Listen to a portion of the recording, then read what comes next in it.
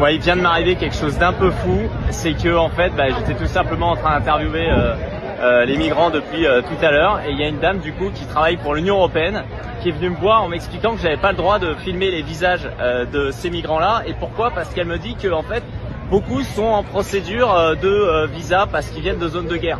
Depuis le début, vous l'avez vu, les personnes souvent qui parlent francophone, les personnes francophones disent qu'elles viennent qu'elles ne fuient pas la guerre, mais qu'elles viennent pour des raisons économiques. Et quel est l'argument de cette dame? Elle me dit oui, mais le problème derrière, c'est que lorsqu'on va instruire leur demande de visa, l'ambassade, elle va voir le screenshot de votre vidéo et ils vont dire mais vous avez dit à un journaliste que vous veniez pas pour fuir la guerre, mais que vous veniez d'abord pour des raisons économiques, donc nous vous donnons pas ce visa. Et donc je trouve ça assez scandaleux en fait.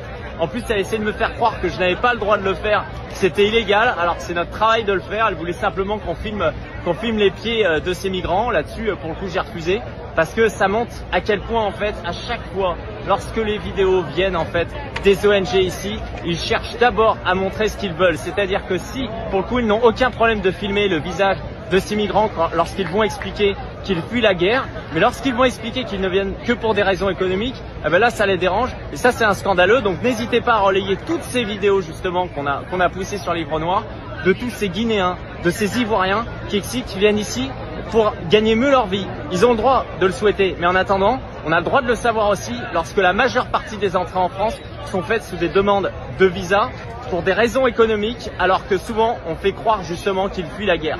À très vite.